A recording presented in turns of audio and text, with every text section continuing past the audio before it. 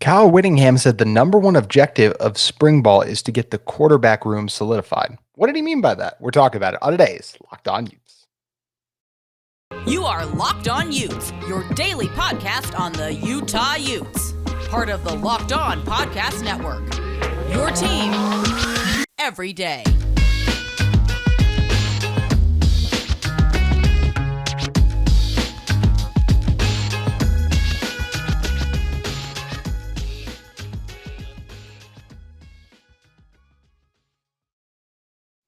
Hello, everyone, and thank you for making Locked On Utes your first listen every single day. We are available on all platforms, including YouTube. On today's show, we're going to be talking about Coach Whitts, some of the comments he made about the quarterback room for the Utah football team. Also talking a little bit of media rights deal. It's been pretty quiet on that front, so is there reason to concern? We'll hit on that in our second segment. But as I mentioned, we got to start with Kyle Whittingham because, look, every week when we get media availability, we get to talk to Coach Whitt a little bit, and Coach Whitt always he doesn't ever say a ton. I'll say he's never going to be the one to reveal the most stuff, right? But what he does say and just discuss is always very telling. Just like the fact that he admitted to us that the number one objective this spring is a direct quote from Coach Whittingham to the media after Utah's Tuesday football practices spring ball. He said the number one objective this spring is to get that solidified, that being the backup quarterback room, the quarterback battle, to get that solidified. And if not solidified, then a really good start on the fall, which fits, right? I have a very hard time believing that Utah is going to pencil in like this guy is our number two quarterback, like for the first game of the season if Cam Rising is hurt. That's not going to be the case. Now, there will be a guy by the time spring ball rolls around who will be the leader in the clubhouse, but it's still going to be a fluid battle to me. That guy will still have the edge, but we won't see that separation in that, or we'll see separation, but won't see that battle resolved until fall camp, just like we did last year between Bryson Barnes and Jaquindon Jackson. It took time for this all to get situated and sorted out. And I don't think it's going to be any different this year. I just have a hard time believing that the quarterback battle is going to get set after a month of spring ball and then basically from there for the next couple months and into fall camp, that won't change. I think there's still going to be a chance for whoever doesn't win that battle to be QB2 to make up the ground in fall camp and then to overtake whoever was the perceived winner of spring ball. Well, and we'll see if we even get to hear who the winner was, even because Coach Witt said they are starting to see a little bit of separation, but nothing worth commenting about. Coach, we know this is worth commenting about. We all want to hear what's going on in this room. That's the one thing I say. I mean, I understand from his perspective because we know like there's people like me who talk about this for 20 minutes every 5 days a week, right? So like I'm the kind of person where it's like, yes, I'm going to overreact, and the title of my show will be so and so is in the lead of the backup quarterback battle. So it's very smart of him to withhold this information. But dang it, if I wish he wouldn't just tell us who is the guy with the lead, because that's the kind of information that we're all talking about trying to figure out. And it's it. He said it's his number one objective. I said my biggest question for the Utah football team is the left tackle spot. That seems at the moment to be Satao Laumea's to lose. And we're going to talk about that a little bit more tomorrow with Jake Hatch. But either way, I just think that is something that for overall what a lot of people are more curious about. And I will say the thing I am curious about, as much as I love offensive line play, is I'm very still curious about like, okay, if Cam's not ready to go by game one, who's going to be the starter. And I think that's what the coaches are still trying to figure out. And I think they still want to see more. It sounds like they're not like thrilled with the situation yet. Like if Cam wasn't able to go, I don't think it'd be like, you know what, I feel great about who's going out there. Just based on the comments, that doesn't what it sounds like. Coach Witt has said, like, still need a little bit of work, got a lot of time to go. He mentioned this is 4 spring practices they're in now of 11. That's a lot of time to be able to work on things. Guys get better, increase, and sounds like they've already made progress since the very first spring practice even. So I think that part of it is very encouraging overall. I will say the one thing I just reading the tea leaves. If Coach Witt said the number one objective this spring is to get that solidified, that being the quarterback room, I gotta believe that that Cam's availability for game one is still very much up in the air. And of course, all you guys hear like, well, yeah, he's still recovering from ACL surgery. But obviously, if they were feeling great about his availability, I don't think they would say the same thing. So this just further hammers home the fact that Cam is a massive, as big of a question mark as you can make for the first game. And based on comments like that, I mean, it makes me lean more towards we won't see Cam. I think it's hard to tell from an ACL injury this far out, like where you're at in recovery wise, because it's always fluid. You can change, guys improve. There's different things that go into recovery. But either way, like I said, based on if we hear more quotes like that, like that's the number one objective. That's obviously high priority. Like you don't think that the guy who's going to be the starter when October and November rolls around, if you don't think he's going to be ready for your first couple games, then obviously the most important position on the field is quarterback. You got to get that resolved and figured out. And that does sound like they're operating with a little bit of urgency when you hear like that. The media also, I believe it was Josh Furlong who did ask Coach Whitt, so what are you looking for in the quarterback who's going to end up being quarterback too?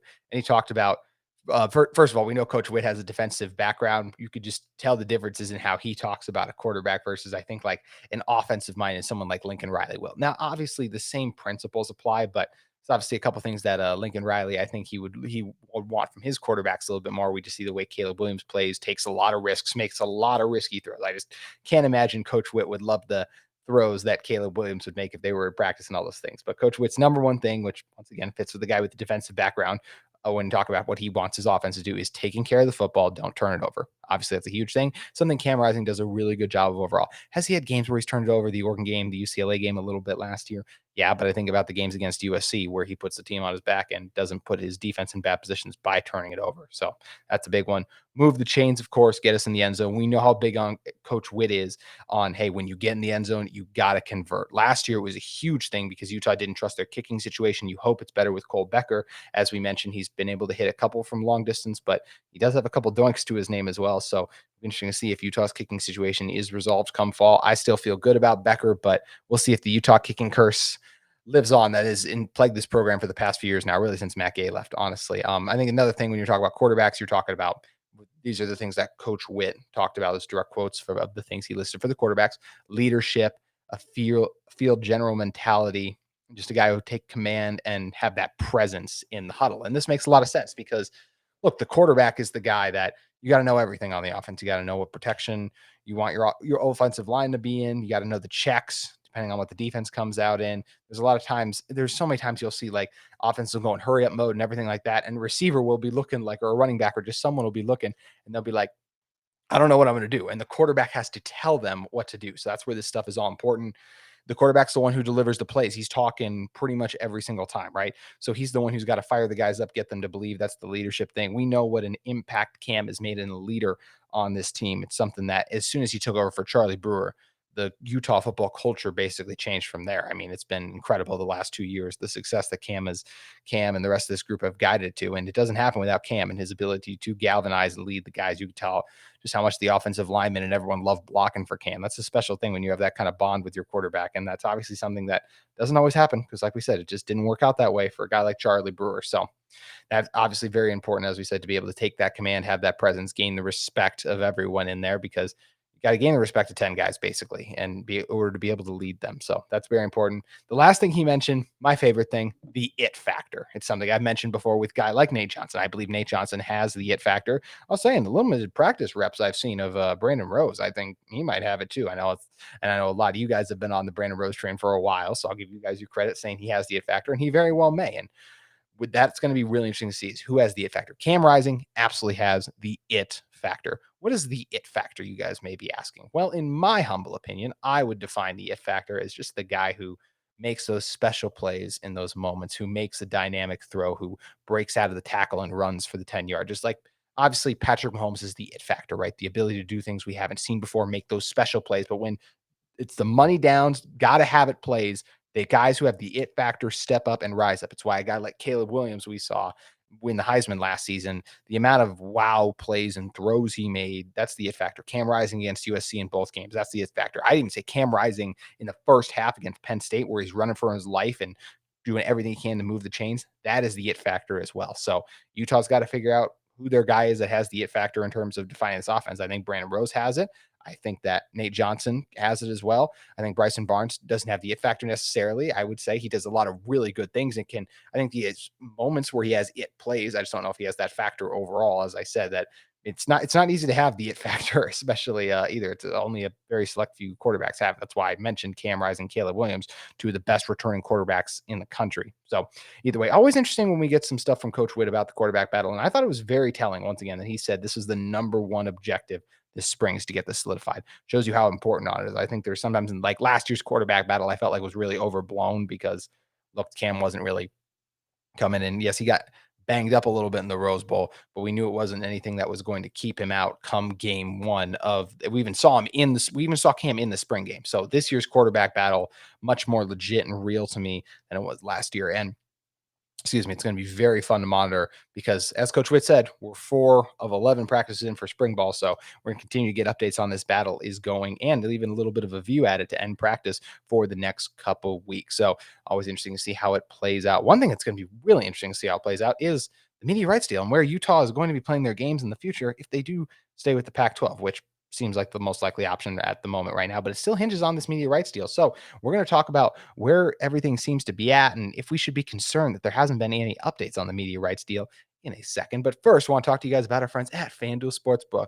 The tournament is heating up, and there's no better place to get in on the action than FanDuel, America's #1 sportsbook. That's because right now, FanDuel is giving new customers a no-sweat first bet up to $1,000. That's up to $1,000 back in bonus bets if your first bet doesn't win. Just go to FanDuel.com/lockedon and sign up today to claim your no-sweat first bet. Then you can wager on everything from the money line to the point spread to which team will be cutting down the net, all on the app that's safe, secure, and super easy to use. So don't miss your chance at a no sweat first bet up to $1,000 when you join FanDuel today. Just go to FanDuel.com/locked on and sign up. You guys can bet on the closing games in the NBA regular season. We got March Madness, the men's and women's tournaments, both down to the Final Four now. Lots of great stuff available for you to get in the action at FanDuel. Make every moment more with FanDuel.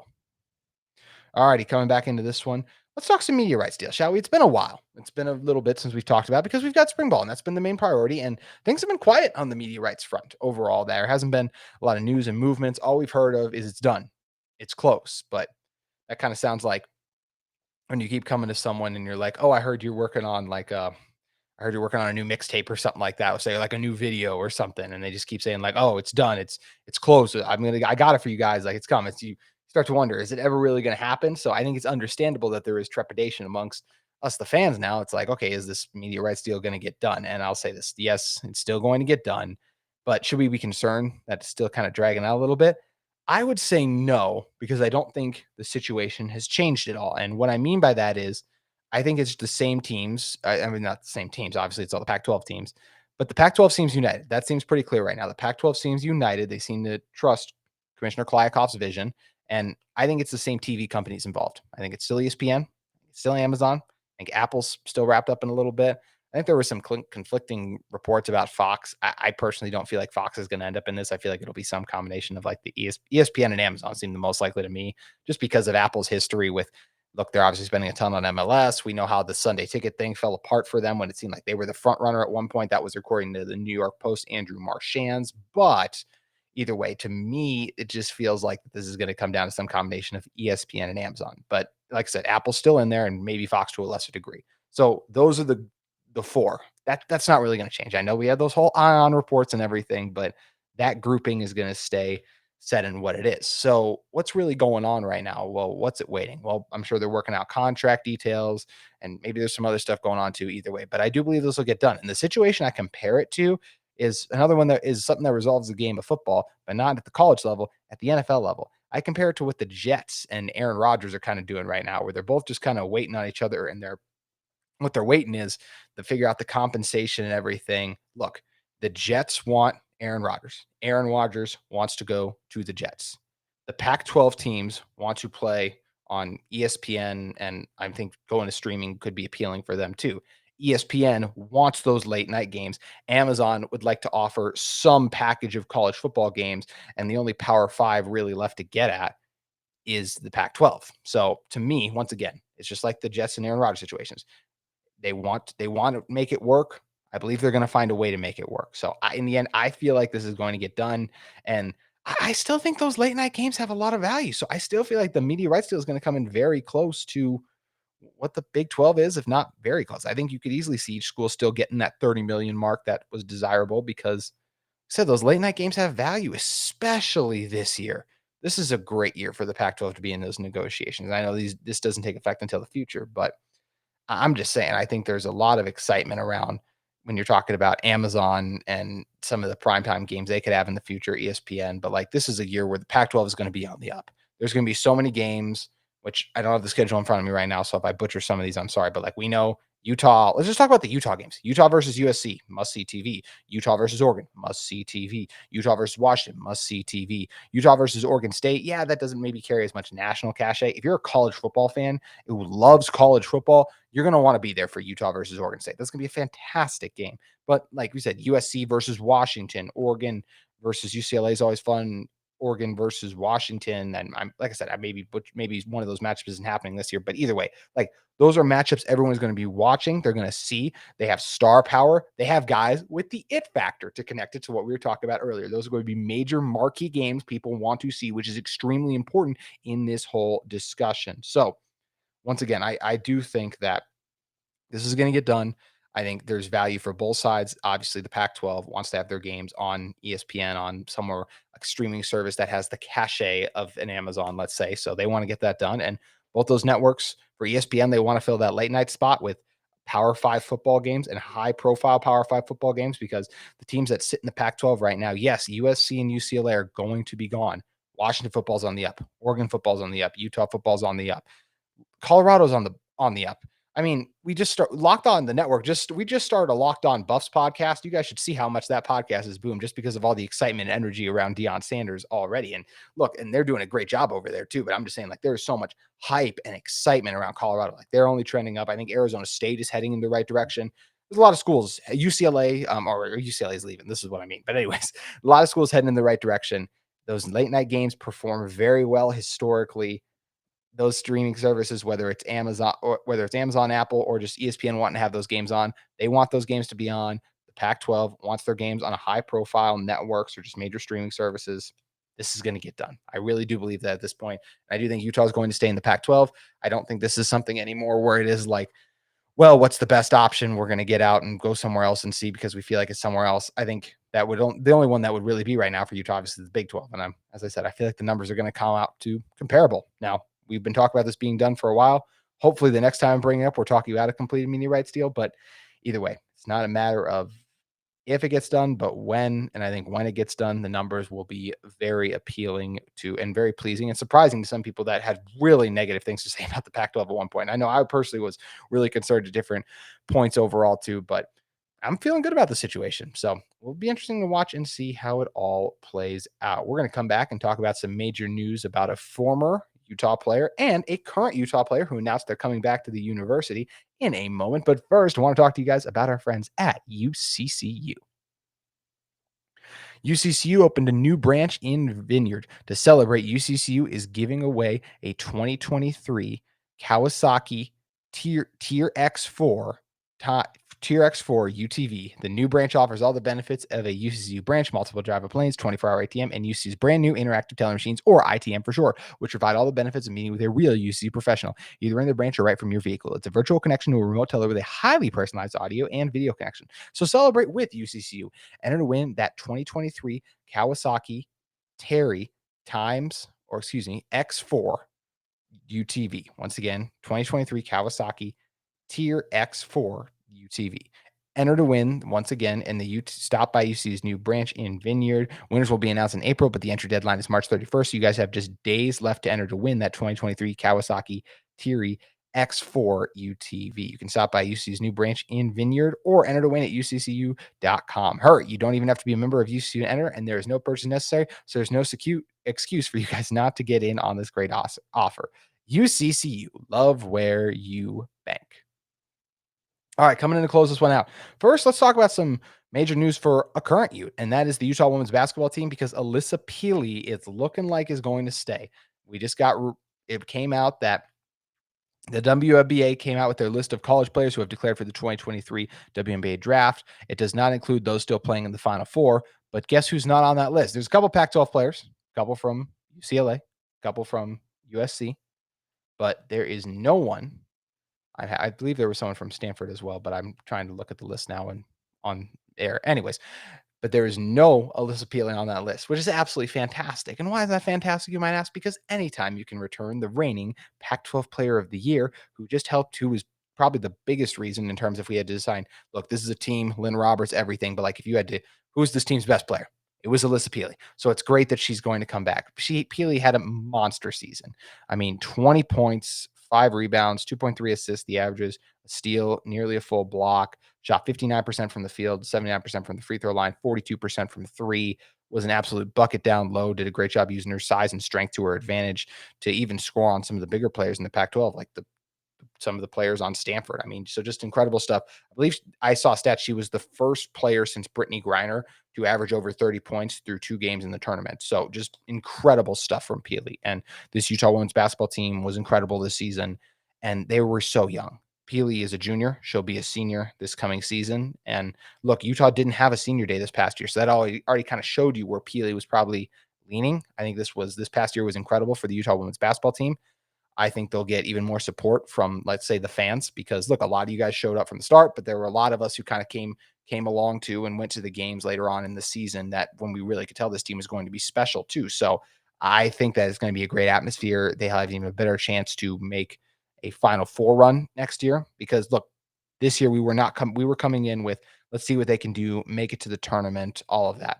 No one expected Utah women's basketball, at least that I talked to earn a 2 seed in the NCAA tournament, to not lose a game at home, to be co-Pac-12 champs in a conference that's as hard to play in women's basketball as the Pac-12 too. So once again, just great news for Lynn Roberts in this program that Alissa Pili is back, and the Utes have to be considered one of the 3 or 4 favorites, I imagine, to win, to make. They got to be in the top 4 for next season, because they return everyone. I think if Iowa is going to lose Caitlin Clark, I believe, like South Carolina is going to lose a lot of their talented players.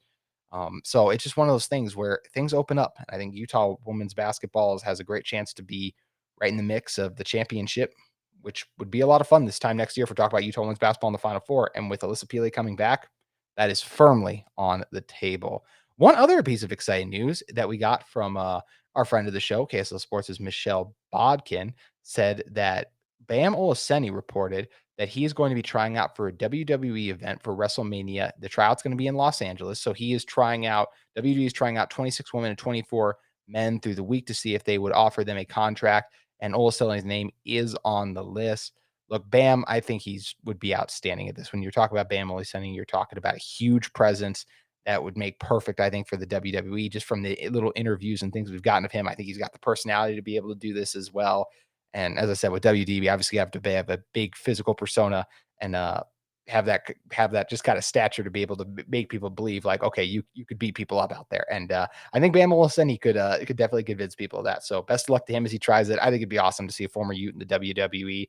So best of luck to Bam Olsen in his tryout, and hopefully he nails it. And awesome that he's gotten this opportunity to go in and do that. So it's going to be interesting to see how all of that plays out. That is going to do it for today's edition of Locked On Utes. But if you guys are in the market for a second listen every day, we recommend you check out the Locked On College Basketball Podcast, where Isaac Shade and Andy Patton bring you everything you know on and off the court. Plus, you can hear from big name experts, coaches, and players throughout the basketball landscape. Locked On College Basketball, available on YouTube and wherever you get your podcasts. With that as well, make sure you guys tune in, because they're having a ton of Final Four coverage coming up for you on Locked On College Basketball. And so great that we got the Final Four basically here by the time you guys are listening. Is 2 days away from Saturday night, which is, I know the first round of the tournament is always the best, but I mean, there's something special about the Final Four too, especially this year when you got so many crazy teams and everything in the mix. And just a reminder, when you can get these teams that are so many 5 seeds, 4 seeds. I think there might be an 8 seed too, maybe even 11. Either way, that's obviously too many teams at this point, but higher seeds making it. Just more of a reminder, if Utah men's basketball gets everything together, all it takes is that one season where everything clicks. All you do have to do is find a way to get in the tournament, and all of a sudden you can make a run and find yourself in the Final Four. That's what makes March Madness so great and fantastic, is these unlikely stories. And compared to last year, we had all the blue bloods of Duke, North Carolina, Villanova, and Kansas. This year, we don't have any blue bloods.